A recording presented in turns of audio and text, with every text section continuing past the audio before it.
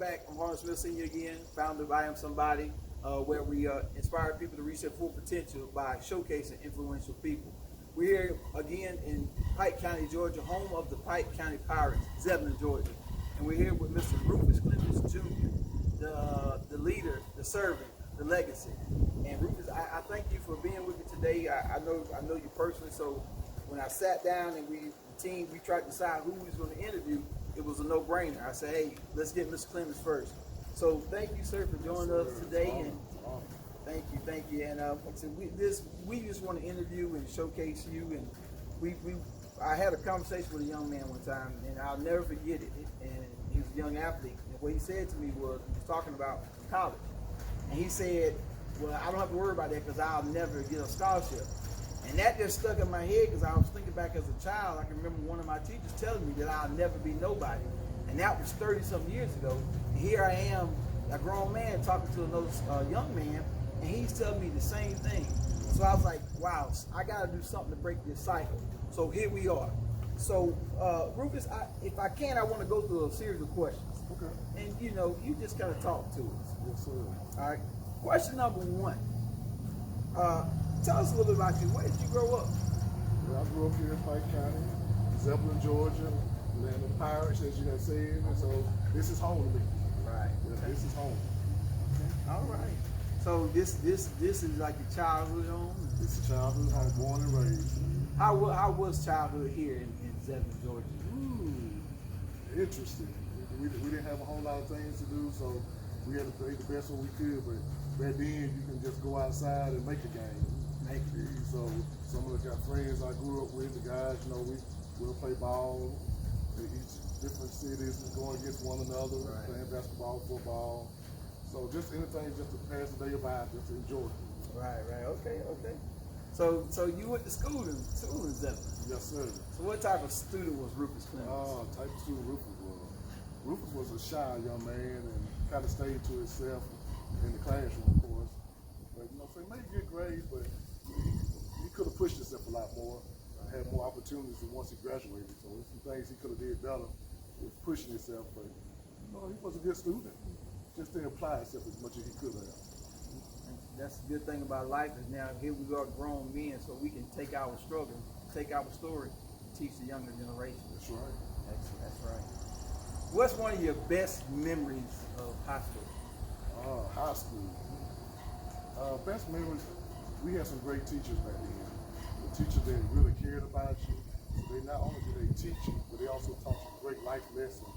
So that was a great, thing to have in the classroom, knowing that they teaching wasn't just teaching just for a paycheck, but they also cared about what you did in life. And also playing basketball and football with some of the best players, and also playing against some of the best players in the state of Georgia. Those were some great things, and I had some great friends, and some of them still friends to this day. So it was just a great experience in all of it. That's good that you're still in touch with your high school, your classmates. That's really good. Yes, sir. That's really good. What did you want to be when you grew up? Well, not like anybody else. If you ask a young child now what they want to be the ball player, they want to be the next LeBron James and all that. And as an athlete coming from Pike County, I had the same aspiration too there. I wanted to play professional ball, either with basketball and football. But the thing about it wasn't so much I want to be the next Michael Jordan, which is who the man I idolized coming up as an athlete, and also who was the true GOAT in my eyes. True GOAT. But my thing was that I wanted to be able to give back to Pike County in some kind of way. Like I said, there wasn't a lot of things for us to do. We didn't have a place that we can go play ball there. We didn't have a thing we can go do to socialize it. We just had to do what we could do, hanging in each other's houses and playing in the backyard somewhere. And like a beautiful park here, we didn't have no type things. So I wanted to be able to give back to it. So, and my backup plan was to be a counselor. I wanted to be able to help whoever I could. If somebody needs some help, I wanted to be the one to help them if I could.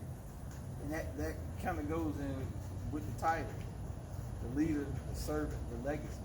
So what you just said, we just hit every one of those. The leader by wanting to give back, serving by wanting to help, and the legacy, you're leaving something for the younger generation. Yes, sir. That's what it's about.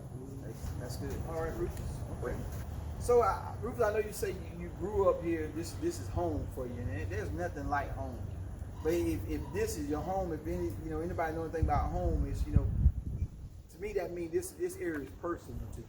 Right. So I know you say you was an athlete. We talked about things like that, but I want to get a little bit more personal with it if we can. Okay. Tell me how, as childhood in Zebulon, Pike County, how was your childhood growing up? Well, my childhood was one that had overcome a lot of adversities in life.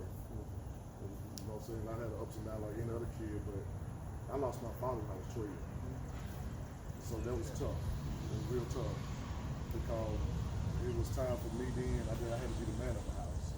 And it also required me that I had to raise my sister and brother, along with my mother, of course, but it put a lot of pressure on a 12-year-old. So when you're trying to balance that, be all you can in school, athlete and all that, it can be challenging. So just like anybody else's childhood, it was tough. But it's one that I had to endure, and one that really shaped the man I am today because of it. I can't imagine that losing a father at a time when you seem like a child would need that father the most. Right. But standing here in front of the man that we interviewing today, I know he would be proud. Yes. So, okay, welcome back. We figured we'll switch it up on y'all a little bit. Told Rufus I wanted to get his good side. Then I got to thinking, the man don't have a bad side. So, hey, we wanted to switch it up, let y'all get a good view of this beautiful park. Rufus, you said this is home to you. So, you want to kind of tell us about where we at?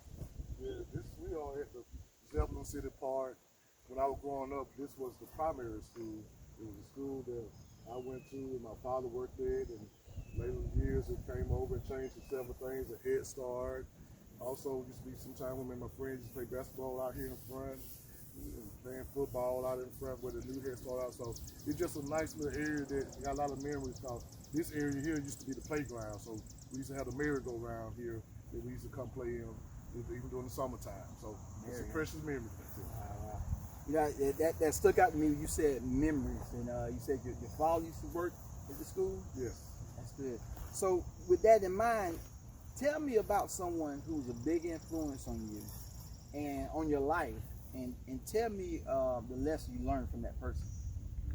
It was definitely my father. My father, even though I was 12 when he passed, he was a retired Navy veteran. So he was very strict. Yeah. You know what I'm saying? He preached about, you know what I'm saying, the importance of going to church, the importance of getting a good education, the hard work, and taking care of your family.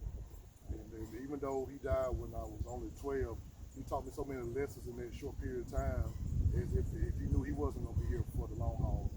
Because even though I was 12, I already knew how to cut grass, I knew how to clean a house, I knew the basics of cooking, I knew how to do monthly budgets as far as income and all. And those things just helped shape for what's to come after he had left, and also prepare me to even teach my children, and although I've been blessed to teach too. So it's so much that he taught me on this journey, and putting me in church and working in church at a young age. I'm talking about 4 or 5 years old, I was ushering already at our church, the church I serve at now. So it just was a blessing that even though he wasn't here long, that he was able to teach me so much in that short amount of time. Wow.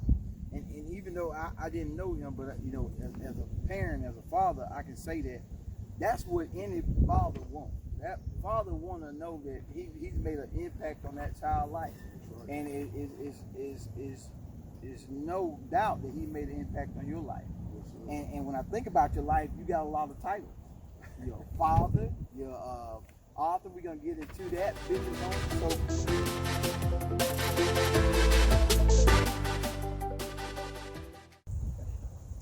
Hey, welcome back. I'm Harlan Smith, Senior again with I Am Somebody. Once again, we switched it up on everybody. This park is so nice. So we just all over the place. We want y'all to get a full view of this park. So we're back here with Mr. Rufus Clemmons Jr., the leader, the servant, the legacy. Rufus, before we went on our break, we talked about, your childhood and some things, and you've been known in the community to work with youth, and you're very involved with the youth. Talk to us a little bit about how you got into that line of work. Interesting part about that was when I was a sophomore in college, I was working at a mill, pay for college, and I also had a child, my first child on the way. And a lady that worked there, who was a very spiritual lady, didn't say much to anybody, came to me just out of the blue in just a conversation, just said, you know, you work great with youth. And I was like, where did that even come from? Yeah. It was nothing about me that showed that I want to work with youth, nothing in my background about it based on what she knew about me. So it kind of threw me off, but after some convincing words, I was like, well, I'll give it a shot. You know what I'm saying? So I called my black angel because I decided to go down and apply for a substitute teacher. So I became a substitute teacher in Spalding County and worked with some youth there, did some great work with them and did some encouraging things and able to, you know, encourage them and able to help them get started on some different paths of their own. But it was one day that I was in a classroom, a second grade classroom, and I was teaching about drugs. So we was all around in the circle and I was telling them about how to say no to drugs as we grew up on. And the kids would ask me questions about drugs because they were being exposed to it and around it, and they would have some questions about it, and it kind of inspired me that these kids didn't realize what was in front of them and how the effects of those drugs could be. Right. And then this young boy was opening his crayon box and he had a key chain with a house key on it. And I asked the young man, I said, what you doing with that house key? And he said, I have to take care of my sister when I get home, so I have to have a key to our house. Wow. And we're talking about a 7, 8-year-old, and it struck me, like, wow, this kid talking about taking care of his little sister, he's nothing but 7, 8 years old. It's a big responsibility. Big responsibility. And it kind of got to me, so I went home, prayed about it, and like, God, this why you wanted me to be in this field? If this is what my calling is, that I've been praying about, what's my calling? To be working with youth and maybe inspire them, and true enough, I felt the Spirit was saying, this is what I have need of you. Mm-hmm. So right then and there, so I said, if this is what God had need of me, I need to go home. So I came back to Pike County and I applied for a job as paraprofessional, and they hired me on the spot, and I came home and been able to be certain things in my community here. I was able to come on, be a parapro, able to coach my alma mater. I was able to come in the community as a youth advisor to work with the youth in the community. So I was working with the youth at school, then I was going after school to working with them, and I've been blessed to be doing it 20 plus years now. Wow, that's amazing. Rufus, you talked about working with the youth in the community and being an advisor. And it's interesting you said that, because you made my next question. I want to ask you about something that's really interesting to me. Hope for Tomorrow. Tell us what Hope for Tomorrow is and how did you get into that? Hope for Tomorrow is one of my nonprofits that my wife and I started some years ago. I was once the Boys and Girls Director here in Pike County, and we unfortunately had to close it down.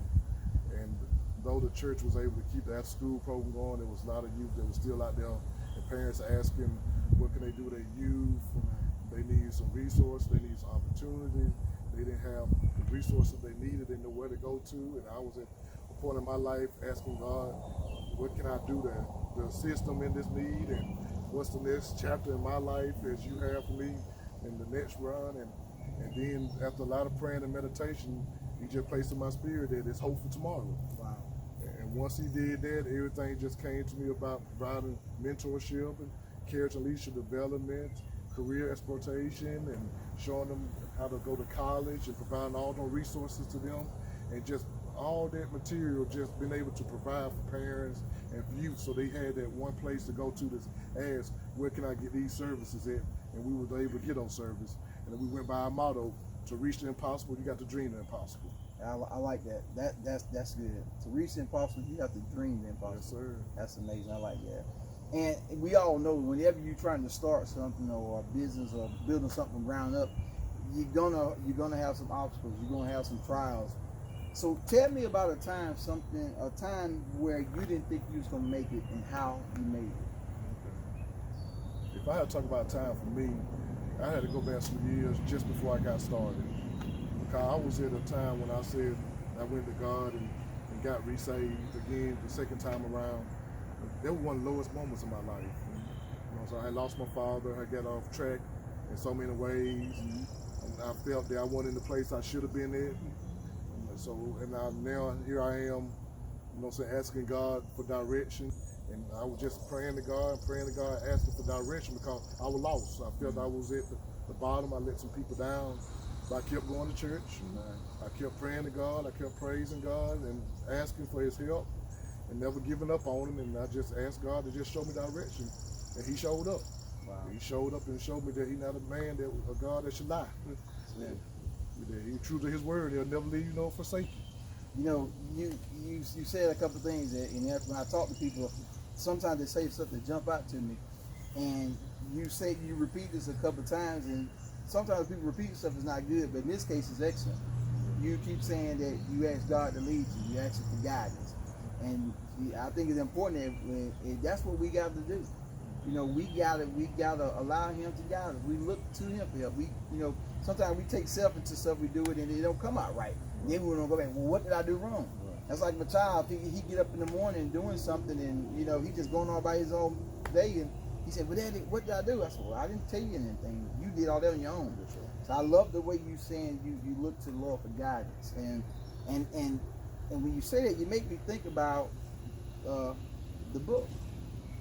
We said Rufus Clemmons Jr., the leader, the serving the legacy, and your book, Becoming a True Servant, Leader of God. Can you talk to us a little about this and what brought this on? It's basically a testament of my own life, because if we think about servant leader, Robert Greenleaf pinpoint the servant leader. The servant leader just basically being a servant first. And if you want to be a leader, you need to know how to serve. That's right. It's all about, doing what we can for mankind to make somebody else better. And God will take care of us in the process. So the book is a step, personal guide in order to help you get to that step. It got 4 steps that you go through. You go through evolving, you go through emerging, you go to embracing, then you go to elevation of servant leadership. But in that process, it guides you with scripture that comes from the Bible. From the best servant leader that we ever had, and that was Jesus Christ himself. Right. The one who said he came to serve, not to be served. So it breaks down his life along with our life and according to it, and also give us a guide on how we can find out what our spiritual gifts are. So if you read the book, it'll tell you those steps, it'll tell you about your own gifts that you'll find for yourself and how to apply it to your own life so you can find out how to be your own servant in life. Wow. And I can testify to that. You have scriptures throughout the book, and that's what I think. If I'm reading something and you referencing the words, and if it's not in there at all, I'm like, so shouldn't you change the title?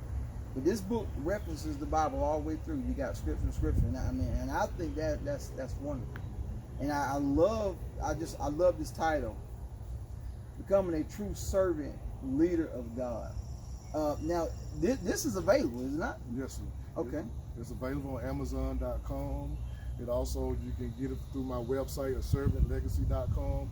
You also can get it from me personally if you want an autograph from it. And it's only $15. It's also on Kindle on Amazon as well. Okay. And it's funny you said that, because I just did want to point that out. I do have an autographed copy of the book, so he's a man of his word. I appreciate that. Thank you. You recently became a licensed minister. Yes, sir. How about that? So that goes with the book. A leader of God, a servant. Talk to us about that. How did that come about and why? A lot of running. Right.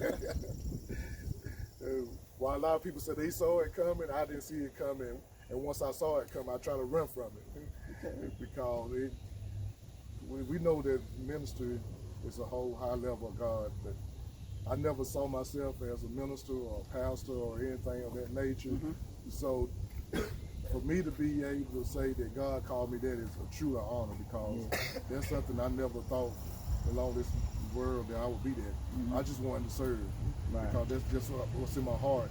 And so I'm just honored that God saw fit to call me upon somebody to be one to preach his gospel. So it's been a great experience, and I thank God for the people that have gave me the opportunity to speak, and all the encouraging people along the way that have gave me support and along the way as well. So hearing you talk about that, I don't believe you would change it for anything. No, Well, even the trials and tribulations, you still wouldn't change it. I won't change it. The only thing I ask God, if He'll just help me find more people that have the same desire. That's right. Well, Mr. Clemmons, how would you like to be remembered? I'd like to be remembered that I set a legacy for my children and all those that knew me, that I did all I could while I could. I gave them my all.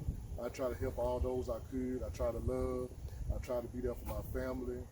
I try to do the best I could just being who I was, so they can be the same person to somebody else. So, and then at the end of the day, they said his life is an example to show you that Jesus is the way, the truth, and the life.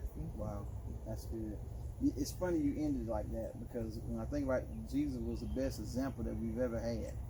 And one of the things that inspired me to do I Am Somebody is to leave an example and to show young people or anybody that's struggling with something, that give them an example of how they can make it. So that goes perfectly in what we're trying to accomplish. So I thank you for that. And one thing we try to accomplish here is this will be nothing if I can't convince someone to believe. I can tell you you're the best ball player. I can tell you you're the best doctor in the world. But if you don't believe it, it doesn't mean anything. So that's what kind of brought on I Am Somebody. And the website name is I Am Somebody. The dash represents a blank line. And someone said, well, why didn't you put a word in there? Well, that'll be me telling you what you are. That's not what we're trying to accomplish. We want people to believe in who they are. So if I was going to leave you with one question, I would ask you to fill in the blank. I would say, Mr. Rufus Clemmons Jr., fill in this blank with one word. And I would ask you, I am. How would you finish that sentence? Passionate. Passionate. And why? Passionate because everything I ever did in life and try to achieve in life, I was passionate about it. So because I was passionate about it, I went for it. Because I saw the need for it.